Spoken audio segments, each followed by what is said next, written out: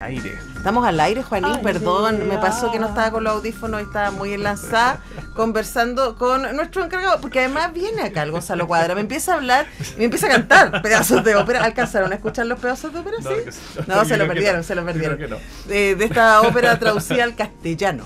Al castellano chilensis. Y al chilensis. Sí, lo que pasa es que venimos llegando de un proyecto muy lindo, que fue a llevar ópera a zonas en las cuales pues, no solo están alejadas, digamos, de ciertas urbes, sino que nunca habían visto una ópera, como Maullín. Y aquí en Santiago, la comuna de Pedro Aguirre Cerda.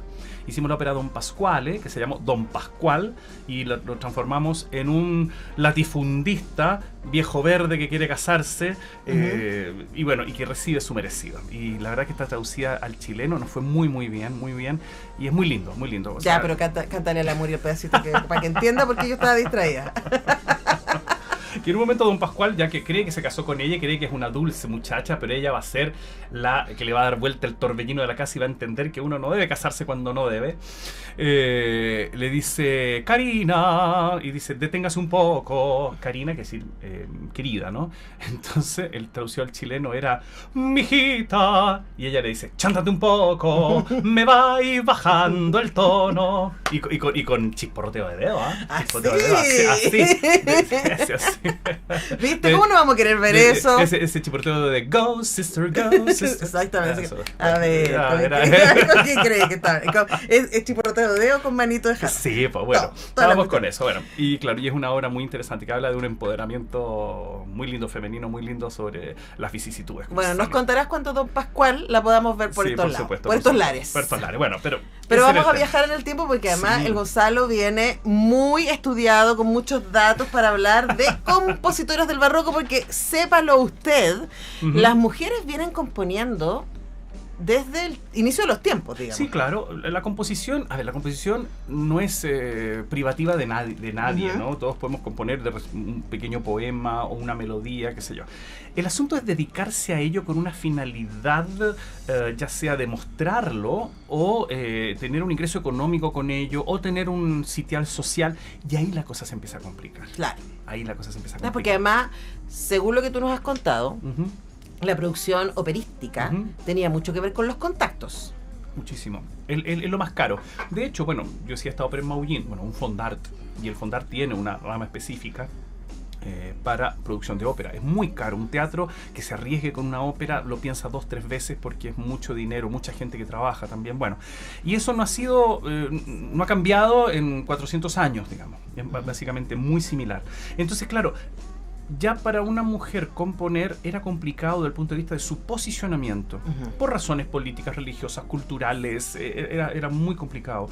Y más encima, eso se le suma tener acceso, ¿cómo se podría decir?, a la gran autopista del poder para poder componer una ópera, porque necesitas el apoyo de una familia muy poderosa, de un noble muy poderoso o de una institución religiosa que quizá que te pueda solventar eso, con una ópera sacra, por ejemplo. Claro. Entonces ya costaba, sobre todo porque la mujer donde encontraba un lugar muy apropiado para su expresión era en los monasterios. Claro, estaba pensando en Hildegarda, de hecho. Por ejemplo.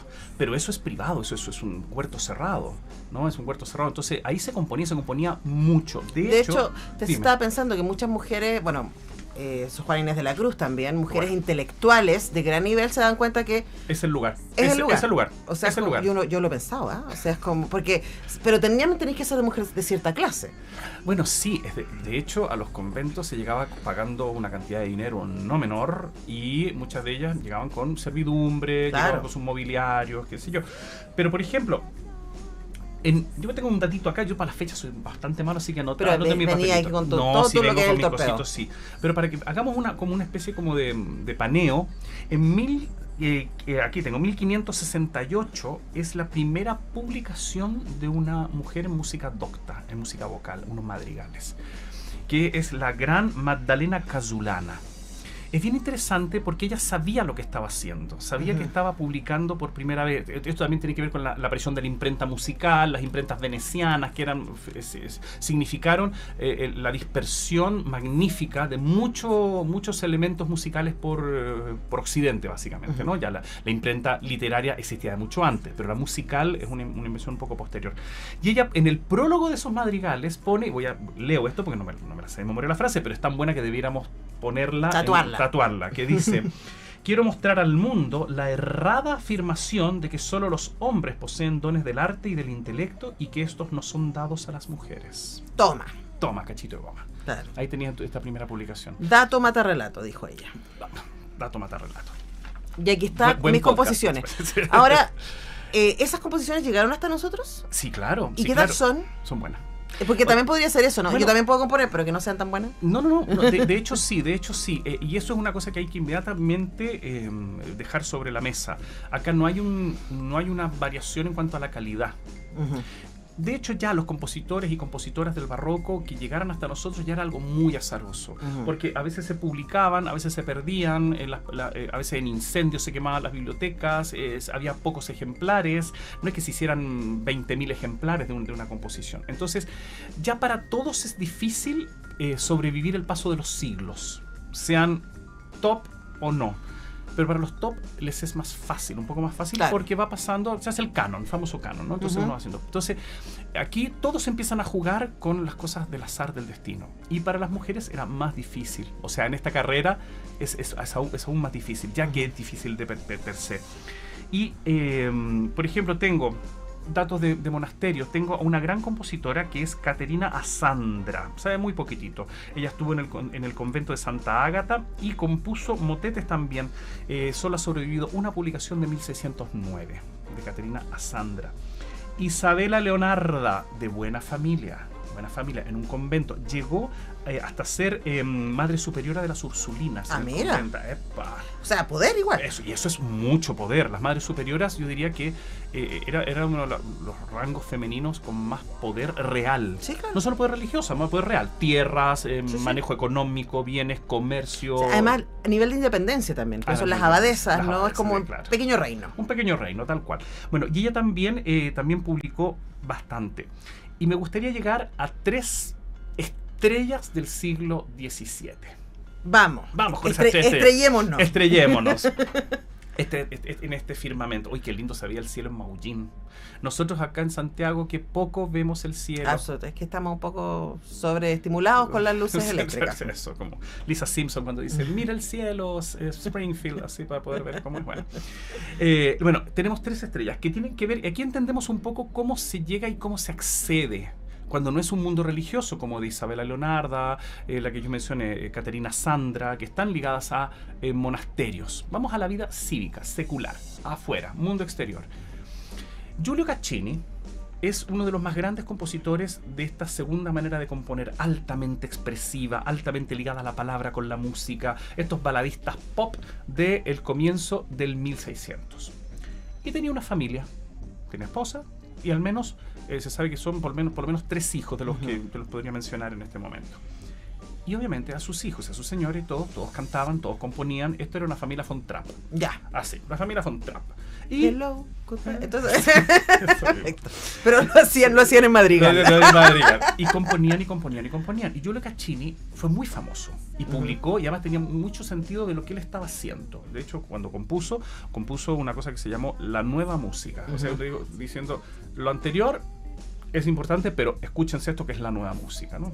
Era un gran compositor y productor. Y su familia todos cantaban. Y las 2 hijas las educó magníficamente en la composición musical. Entonces tenemos a la mayor de ellas, que es Francesca Caccini, que Francesca Caccini se liga a la familia Medici. O sea, estamos bien. O sea, eso es lo que había que hacer. Exacto, vamos buscando. Sí.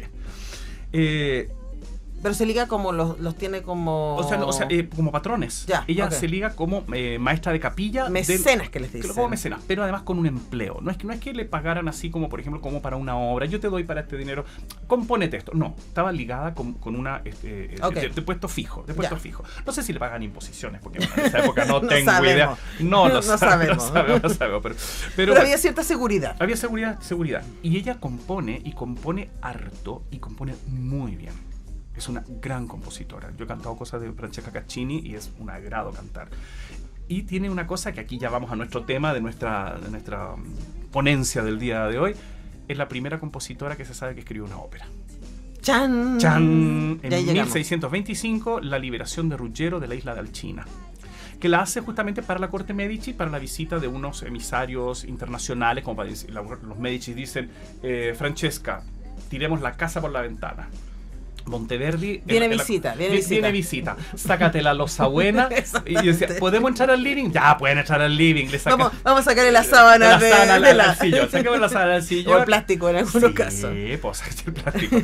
Ponte la loza buena, ponte las buenas copas.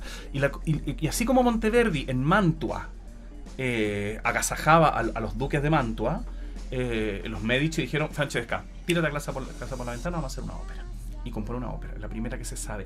Y hay una cosa súper linda que Lírica Disidente está ahora preparando el estreno, no solo chileno, sino americano, de La liberación de Ruggiero de la isla de Alcina, que va a estar pronto en cartelera ahora a fin de mes, para que ustedes estén atentos. Mire, justo te iba a preguntar por eso, porque nosotros ya estamos gestionando esa entrevista. Has Me de encanta, saberlo, me encanta. estamos muy, muy interesados. Además, tú sabes que somos fan de Lírica Disidente. Sí. Que trabajo más bonito. Eso va a estar, estoy buscando la fecha, 22 de octubre en el aula magna del Centro Cultural Seina. Tal cual. Ahora ya, la otra semana. Ahora ya. Y la versión está traducida al castellano. La traduje yo. Ah, perfecto. Entonces está ahí, es como, hay estado Sí, como sí. soñando con Francesca. Sí, o sea, claro, sí, es que a mí realmente Francesca Caccini, a mí por lo menos las cosas que he cantado me parecen bellísimas, o sea, y me gusta. Sí, con los Lírica Disidentes yo soy como el villano invitado. Sí, A mí me encanta. un super rol, ser villano me invitado. gusta ser villano invitado, me encanta. Oye, tengo una pregunta a propósito de Francesca y de su hermana, Settimia Caccini. porque tú dijiste recién que ellas fueron formadas por su padre. Sí, por su padre. Que era un gran compositor. Pero Cantante. me pregunto también, ¿dónde se estudiaba? Bueno, básicamente había conservatorios, Ya. pero en algunos lugares como Nápoles, un poquito posteriores, pero en realidad se estudiaba directamente con un maestro. Con el maestro, claro. Estoy Directamente pensando, este es el salto que me pegué, en las pocas artistas plásticas Sí, que conocemos del siglo XVI y XVII, Perfecto, es porque perfecto. son hijas de. claro. Como claro. Artemisia Gentileschi. Artemisia Gentileschi, que vi su cuadro. ¿Viste Judith Lloret? Sí, lo vi. O los Fernas, Judith y Sí, Olof lo vi en Londres. La violencia, Sí.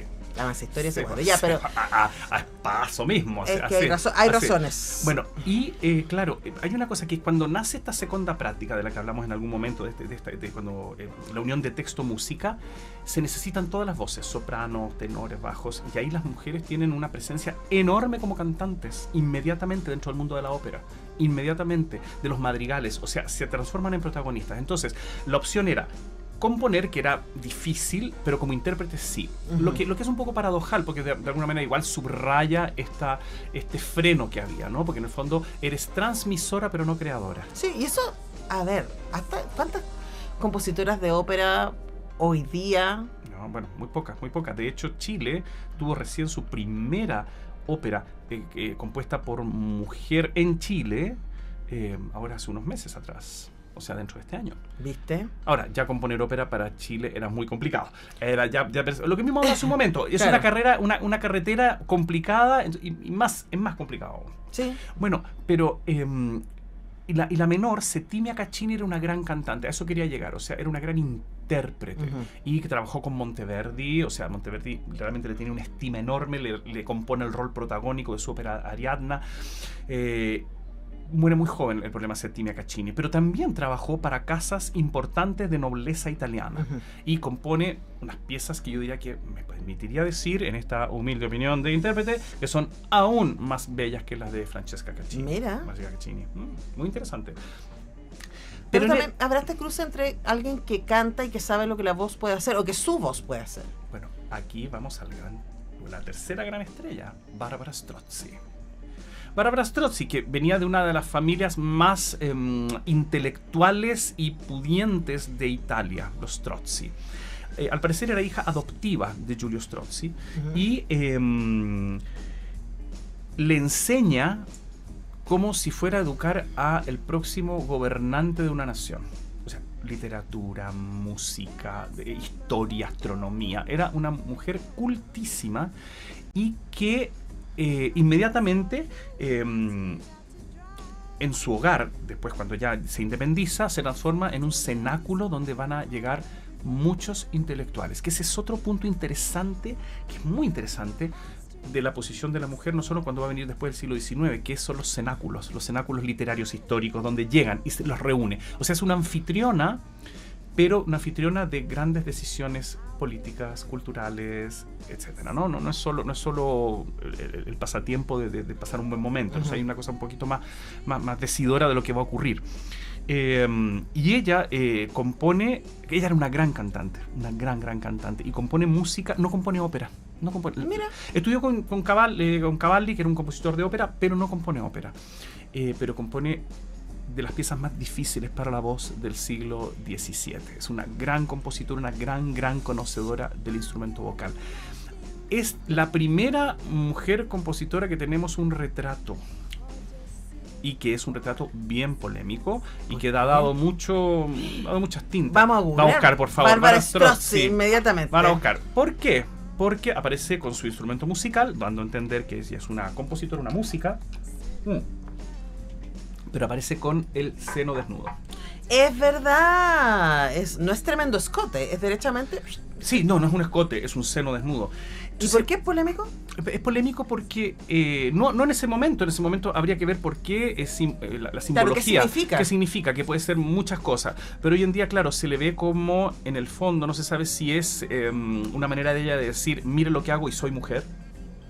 Alternativa A. Sí, o tiene sentido. Alternativa B también puede ser, eres compositora, pero tienes que igual ser parte de los cuadros en que las mujeres aparecen, en las cuales tienes que mostrar tus atributos femeninos. Entonces claro, pero podría haberlo sido, porque podría haberlo sido escotada. Escotada. Como sí, muchos retratos de la época. Sí. Que las mujeres salen escotadas. Sí, escotada. O derechamente desnudas y son musas, sí, mitológicas ninfa, y no sé qué. Ninfa, pero acá no, yo creo que hay un gesto político, te diría yo, de la Bárbara. Es bien fuerte. Y además está mirándote con... Aquí estoy con su instrumento musical y bueno... Y con su pechuga al aire. Lo que a mí, o sea, ese cuadro a mí me gusta, lo encuentro también muy fuerte, lo encuentro potente, Además que su mirada es como, a ver... Sí. Bueno, Barbara Strozzi, búsquela. Y no llama, escúchela, es música muy buena. Y que además, bueno, tanto Settimia Caccini, no estoy tan seguro de Settimia Caccini, pero Francesca Caccini y Barbara Strozzi tuvieron los beneficios de la imprenta musical. No solo pudieron trabajar para patronas y patrones, porque además podían ser mujeres nobles que patrocinaban, que tuvieron digamos, el beneficio de la imprenta. El beneficio de la imprenta, de verdad, es la gran manera de tratar de pervivir y de que su música fuera conocida más allá de las fronteras de la ciudad. Y que se le siguiera interpretando. De hecho, en el siglo XVII es cuando los músicos empiezan, de antes es cierto, lo hacían, pero más sistemáticamente a viajar fuera de sus fronteras. Ya sea mismos quienes componían, y de hecho la familia Caccini, o sea, estos Fontrap de la Italia. En Chile había una familia Domínguez. Mira. Que cantaban, eran bien buenos, fíjese. La familia Domínguez. Dato paréntesis, pero bueno. Ya. Eran los Fontrap chilenos. Pero los Caccini llegaron hasta Francia. O sea, ellos hacían giras, mostrando, miren lo que hacemos, así, todos cantando. No, mira, y las chiquillas talentosas. Y bien peinados todos, así, me imagino, bien con sus uniformes, así. No sé si así estoy. No, pero más el barroco, o sea, con sus pelucas. Con su buena, sí. Con su buena peluca. En esta época todavía, en el siglo XVIII, todavía no tenemos tanta peluca. Ah, ya. Pero en el siglo XVII, no tenemos tanta peluca. Pero va a empezar a aparecer la peluca ya para el 1700, ya empieza... Vamos a entrar ahí. Bueno, para cerrar entonces, les recordamos que si ustedes no solamente quieren escuchar ahí, que vayan a la plataforma a buscar a estas compositoras, esta obra que está traducida por nuestro queridísimo amigo y panelista Gonzalo Cuadra, la liberación de Ruggiero, de la isla de Alcina, Va a estar además con entradas gratuitas el 22 de octubre en el aula magna del Centro Cultural Seina. No se lo debe perder, no se lo debe perder. Luego van a estar, atención, Puente Alto, en el Centro Cultural Alcalde Juan Estay el 15 de noviembre. Y el 22 se van a Melipilla. Así que ahí a las 19 horas las 3 funciones. El 22 en el Seina, el 15 de noviembre en el Centro Cultural de Puente Alto Alcalde Juan Estay y el 22 en el Centro Cultural Teatro Serrano de Melipilla. Me encanta que esta vez, además de recomendar cosas, que las busquen, pueden ir a verlas. Pueden, absolutamente. Usted va a recordar, ¿te acuerdas cuando fui a ver La Liberación de Ruggiero? Mira, esas cosas que uno piensa que la gente va a decir, sí, pero es cierto. Porque lo escuché en Radio Unión. 400 años de la primera composición de una ópera por una mujer que se sabe, digamos. Siempre puede haber sorpresas en la historia, que aparezca una antes, pero es la que se sabe. Es la que se sabe. Bueno, con ese tremendo dato y con todo este conocimiento que nos ha impartido Gonzalo Cuadra, lo dejamos ir. Gracias, Rosa. Muchísimas gracias por la invitación. Yo Eres muy contento. Sí. Nos vemos en un par de semanas. Se va con su libro, además, Incontables. De, ¿dónde lo muestro acá? ¿Camarita? Sí, de Pedro Lemebel. No que lo tenía, además no lo tenía. Sí, y además fan de Pedro Lemebel y no lo tenía. Así que hermoso, porque eso es de la época Mardones. Eso. Vamos a la pausa y ya llegó la Alejandra Pinto. Vamos a hablar de cine terror y también qué bueno. vamos a hablar de Diane Keaton. ¿Cómo no vamos a hablar de Diane Keaton? Fue. Por supuesto. Todo eso después de esta canción. Volvemos.